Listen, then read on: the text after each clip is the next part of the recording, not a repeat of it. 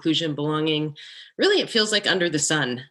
And really, I am fired up to be joined by Frannie Matthews today.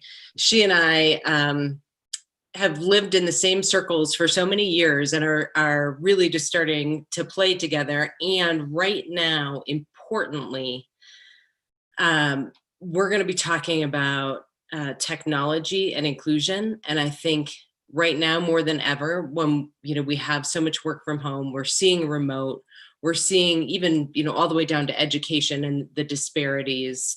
So I'm excited to have you, Frannie, and I'm going to let you do your own introduction because I know I won't do you justice.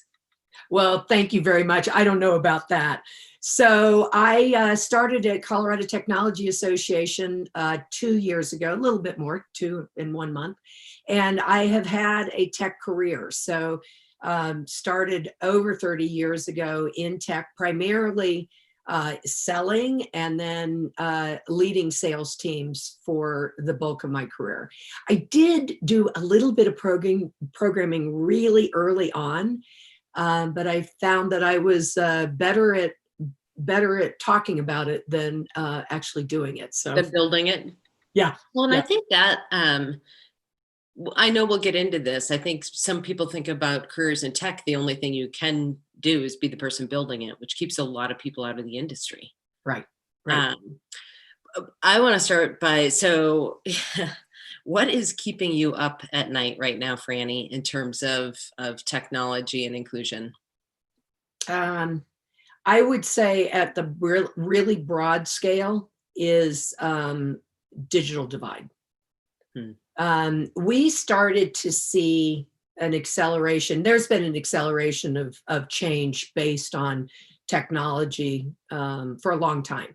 But I really saw it heat up when the cloud went from being an academic curiosity and really shadow IT to an imperative of any organization. And when that happened, and it was quick, it went like that. It felt like overnight. Yeah, it was. And that swish has created a lot of change really quickly. And on top of it, we've got a lot of emerging technologies that are affordable to go after, and they've matured enough. And as they work together, we've got a synergy happening that's creating this change. So we're never going to see less change in the world than we do today. And what that does is it breaks a lot of our institutional, assumptions and how we look at education, how we look at access to technology. That's my alarm going off. I'm just going to go through it because whoever set it off is going to turn it off. As long as it's not a fire. No, it's not a fire. Yeah, no, that was opening the front door. See, I told you, you just have to be agile as these things happen. You just have to work through them. Oh, we actually talked about that a lot, right? In terms of like the flexibility right now, whether that's an alarm or a dog or a kid or Exactly. So yeah, I got to roll with it. So when we look at all these technologies coming together, we've got all this change, and what it's doing is disrupting the job market. So if you don't have kind of the key into it, there's a lot of people that could get lost in this, and the digital divide will create a bigger problem in society, and that definitely keeps me awake at night. Well, so that's a small thing, Frannie. Right? I grew up during the Cold War, and so that was what we kept us up at night. Well, and it is, when we think about the pace of change overall, and then this gap that it's creating. I mean, we're seeing this so real time right now with what's happening with back to school or not back to school, how universities, how tech schools, how K-12 are having to look at this, and kids without something as basic as connection to the internet. That's right. Or let alone the technology, let alone. Yeah. Do they have a laptop or, a technology at the end, even if they've got connection. Well, and I think what's interesting, I think I may have talked about this on another session, or maybe it was you and I talking about it. The school district where I am, they realized that and this is just one of the high schools, they realized that about 25% of their population didn't have internet connection, and certainly didn't have laptops. And so they had to get creative. They took a bus and they wired it, and they went and they pulled it into one of the neighborhoods that they knew, with already so many challenges that these kids are facing. So, and there was the Wi-Fi signal. They distributed the laptops, but that was a school district that could afford to do that. Right. So I think that's the other, my call to action right now, for those of us, if we don't want to see this chasm increases, how can we spend our privilege in a way that gets tech accessibility, at least, to the kids, because they're your future employees. Yeah. And not so future. I'd love to hear some other things that you're thinking in terms of what can we do, right? What can we do to tackle that divide? Well, and there's some cool things that are happening. And I do think that the pandemic does have some silver linings as it relates to what can we do online. And so when you look at just education, education is not cheaper per person to you do online. It just isn't. But what online does is give you the ability to take what you might be doing for 30 students and do it for thousands of students, and then figure out how you put support mechanisms around that. So you wrapper it so that they have the support that they need to stay in and get the one-on-one. And there's ways to do that. We're working on a cool project with Galvanize and Google on, they've got a rigorous online program to get your skills in Google tools, and they're wrapping it with support, with Emily Griffith, and getting additive new people into tech that at a very affordable rate. Very affordable. Right. I think that's some of the creativity, and what are some of the partnerships? Yeah. Because that was a strong partnership that allowed that to happen. Yes. I think that's so I mean, there's reskilling, there's upskilling, there's just plain training. Because I think it's not just your future employees, it's your employees now. Yeah. Well, that's right. I mean, we kind of look at it in what's happening in the next 24 months is kind of what we do with CTA membership side. And then the longer picture, we work foundationally. So we have been doing a program for the last few years called She Tech, and it brings in high school girls, primarily freshmen, in for a day of the exposure of what tech means and what tech careers look like. And it has nothing, it is dispelling myths about, what you need to be in tech. Because there's just a plethora of jobs that are available. Well, we also did we had a aerospace engineer from Lockheed speak, who also was a Denver Broncos cheerleader. And she was amazing, talking about how she shows up as herself as an aerospace engineer. And I think that's also a barrier. It's not even just the access, it's seeing yourself in that role. Well, and I'm sure you are going to know the stat more than I do, but right, there's been, if we just want to talk about the demographic of women, right, fewer women that are going into tech because there's this idea that it's not for me. So I think some of those events, so I had a conversation with one of my young adult nieces, and I was saying, she was coming to me for career advice, and I was pointing her toward tech, and she said, no, I don't want to sit behind a computer coding all day. Right. I was like, no, that's not, there's so many more opportunities. Yeah. I think and I love that you're hosting those events. And how can, if you're a leader sitting in a company, what can you do to get that messaging out? Right.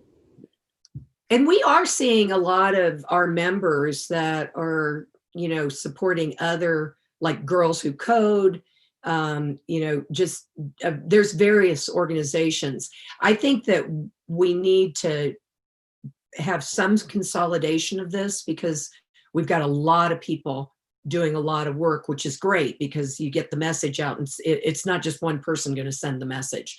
But I think we can get some economy of scale as this effort matures. And I think the last few months, there's been some silver lining in that, on understanding the importance of, looking at this from a societal perspective and an individual perspective. And, I look back on things that, I grew up in a household where I was told you can do anything. Now, I didn't have any role models that I saw, but I had the muster, and, we need to be ensuring that our young women and all our children are getting that. I'm really excited about, the Girl Scouts. The Girl Scouts have been doing some really cool. They're crushing it. And we have a new leader in Denver. Leanna is awesome. And, they're doing cybersecurity badges and really doing a great job at a national level, and as well, locally. Well, and I think what's interesting about that too is Girl Scouts, particularly for girls of color. Yes. Right. What they're doing. I think the other thing, Frannie, to talk about is, so we've talked a little bit about genders, a little tiny bit about race, but one of the groups that is most underemployed, and it has not changed, are people with disabilities. Yeah. Right. So when the ADA, right, one of the largest pieces of civil rights legislation was passed 30 years ago, about 20% of people with disabilities were employed. That number has not changed in 30 years. And it's interesting because I think what has been, it was always seen as accommodations. And now we're seeing, oh my gosh, look at this. Like, look at everybody, the work from home, the things that have happened. So now there's that, how do you even tap into that resource pool and I say this is a seize the moment in time. I agree.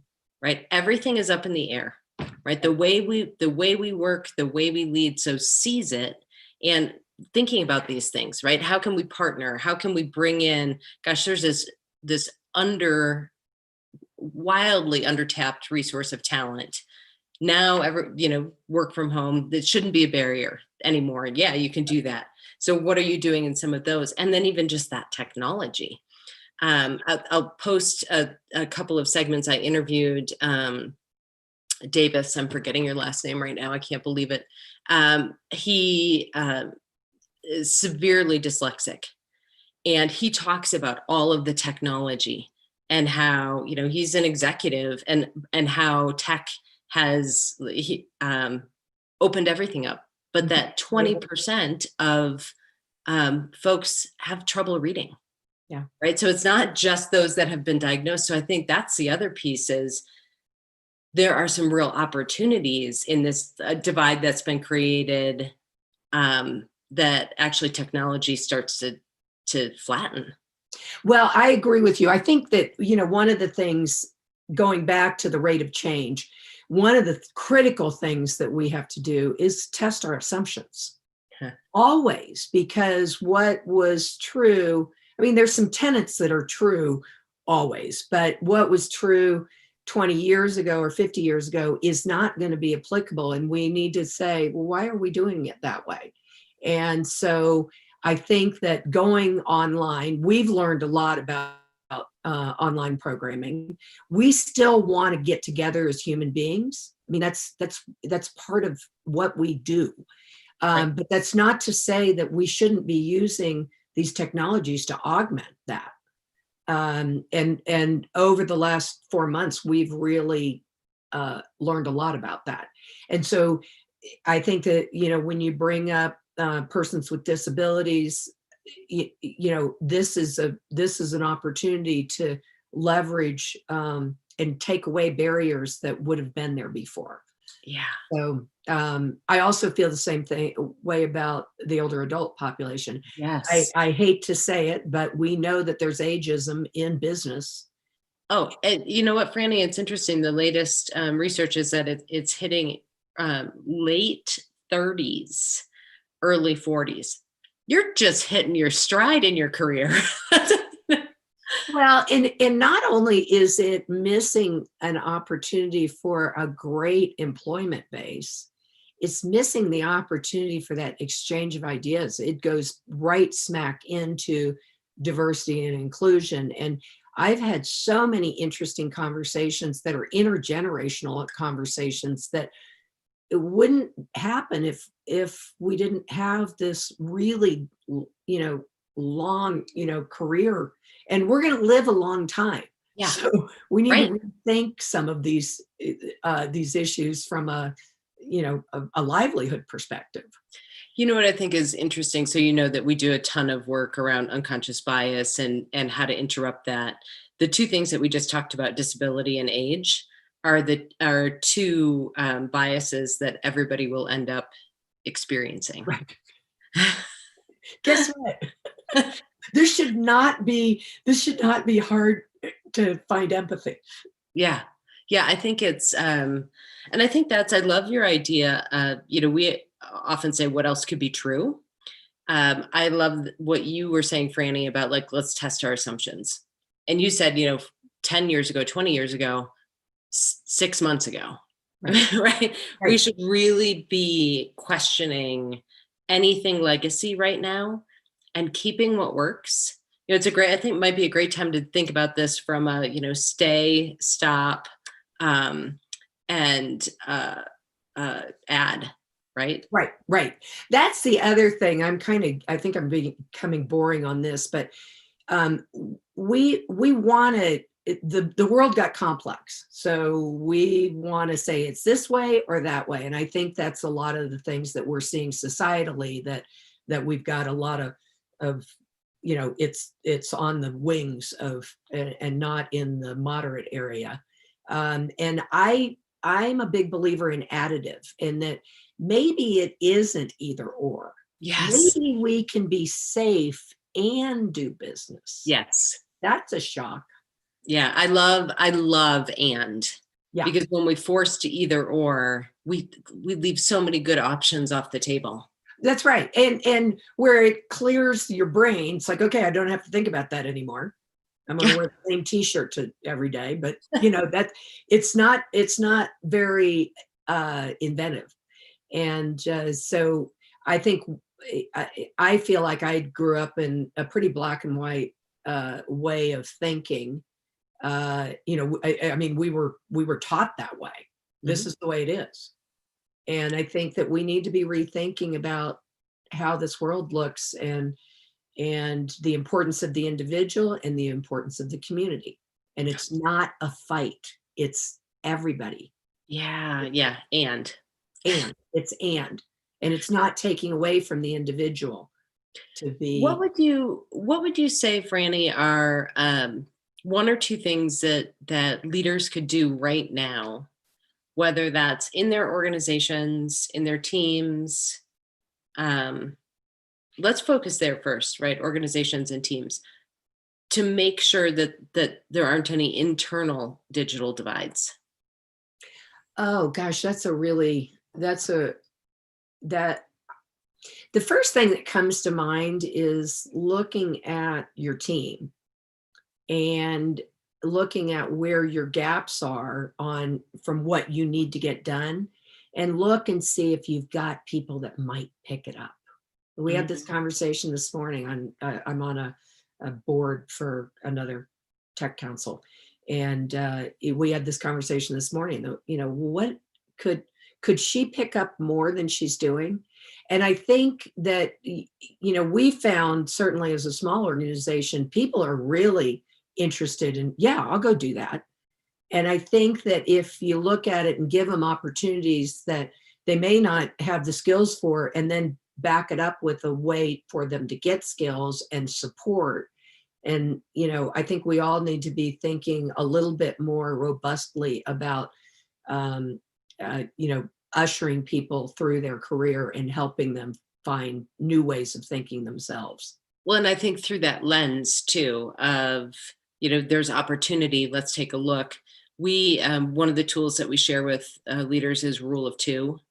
Make sure that, because you're going to think about the same people all the time, right? That sort Right. of fit a mold of what you think a trajectory should look like. So make sure that, sure, those are the initial people in your headlights. Then look again and make sure that at least if you're considering two or more people, the third person, the fourth, they have to look different. Right. They have to be in a different demographic. And that just causes you to pause and look again and to say, where are the gaps? How could I get that person up to speed?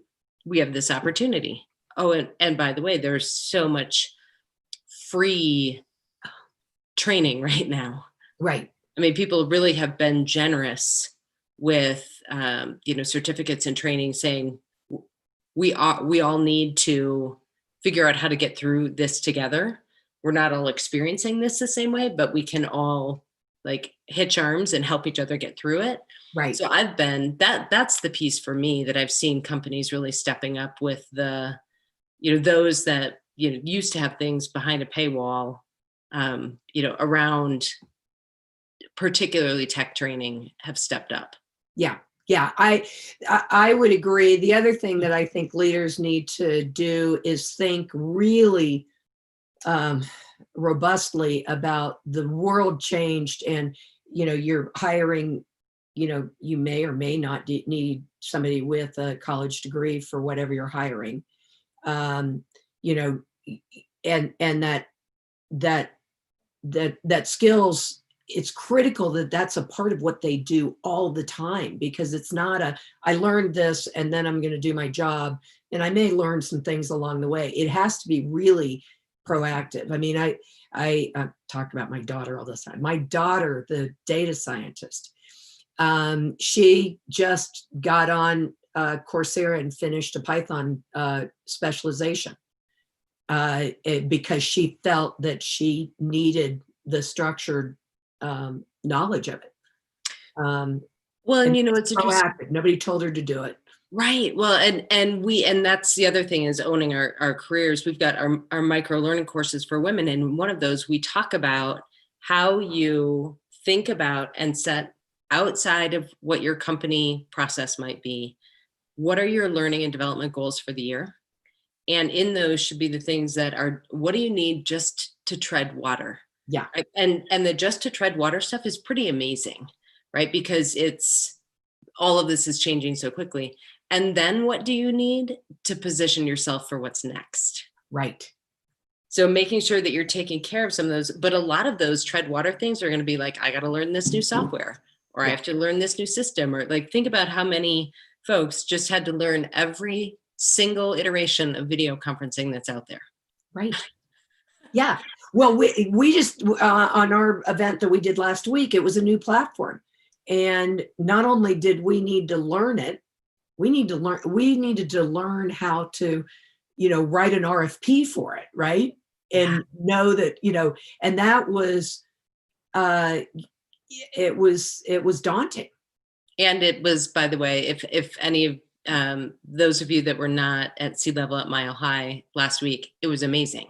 Thank you all pivoted and through this amazing event where the community could connect, and you had to do that so quickly. That's a great example of, okay, and right, we have to have this, right? We this is our premier event. We have to have it, and it's got to be online. What are we going to do? Well, and I will tell you, we all have elevated dopamine levels this week, because it was a labor of love. When the team came together, everybody was in and invested in it, and given 120%. And you walk away from that afterwards, and you have individual accomplishments that you're proud of. But I am so proud of the synergy that came out of this. Well, you saw Well, my bottle of champagne. which was great. Well, and that I think is a great sort of wrap a bow on this of you're not real hierarchical anyway, right? That's not the way. But if you think about how it had to be rapid, everybody got to come in, the synergy that happened. I think there are a lot of organizations, right, that the way decisions used to get made, the way input was sought, that's been blown up. Yeah. And how can you move? How can you stay the course on what you're doing now? Having to move rapidly, having to pull, with the ease of pulling people in because of technology. I think that's some of the silver lining. Yeah. So we used to do it this way.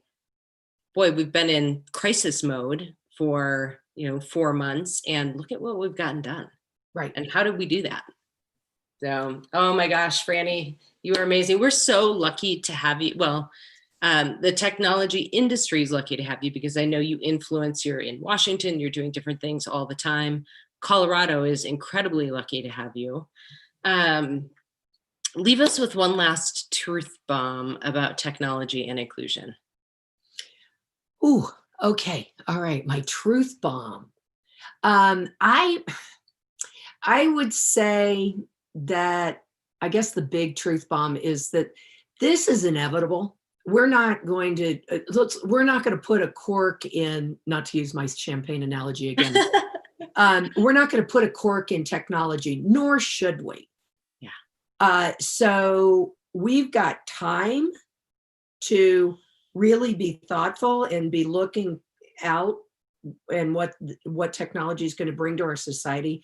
Let's have a plan in place and take action to make sure that we are not leaving people behind, that we have a good way of accessing expertise and education and work together as communities to make sure that we're healthy.